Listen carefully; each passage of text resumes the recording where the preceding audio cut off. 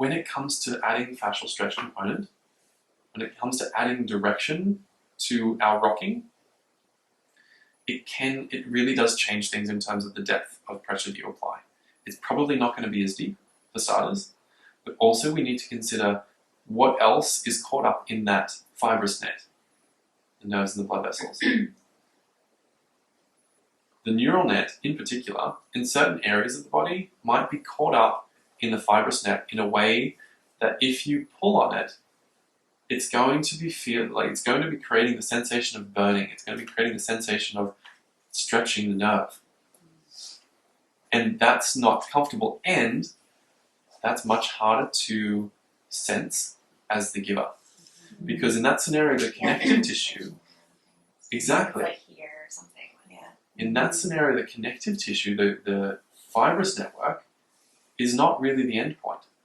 The fibrous network is probably communicating to your touch that it can move in greater length. And then the nerve is saying, whoa, whoa, whoa, I'm being stretched now, this is too much. So especially as we work together, I'd like you guys to really keep the verbal communication open in understanding when that happens. And it might not happen at all. It really depends on what's happening in that area. And you're getting the scar tissue you're massaging it? Or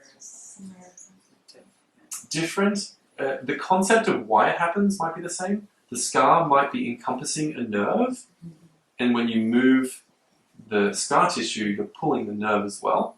Same concept, different kind of scenario. Yeah. So does slowing it down still not give us access to know whether that's happening?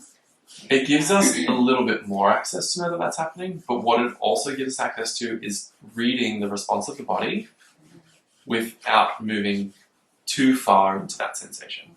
So like we'll see like their face Yes. and stuff. Exactly. Okay. Extremities, breath, twitching, facial expressions. So even though you're not getting the feedback from the muscle itself, The feedback is coming from the body. The body is still the body. communicating. It's not like the muscles that you're feeling lock you out or something necessarily. So in other words, it can still be very supple and like just. Yeah. Oh wow. It's more of an electrical communication than And that's not physical going to cause the muscle to fire though? That's Not not going to necessarily. cause that particular Not muscle to say necessarily. no? No, because the muscle and the muscle spindle Yeah. is competing with that signal and saying, no, actually, I we're understand. at an okay length. We could go further, Okay, I see. as could the fibrous network. But it's that one nerve, Yeah, I maybe. know. But that one nerve that is trapped in that fascia in a way that doesn't allow it to move as freely, that's the one that's saying, no, you So can't. can you say that again? I'm not sure. Is it the nerve network that's saying no? Is that what you're Yes. If you think of these neural and fibrous nets as being intertwined, infinitely intertwined, right? Ideally, you'd also have some movement between them so that you could pull on the fibrous net and the nervous and the neural net will move with you, usually, hopefully, to the same degree. Sometimes, though, that nerve bundle or the nerve will be integrated into the fibrous net in a way that doesn't allow it to move as far as the fibrous net can move.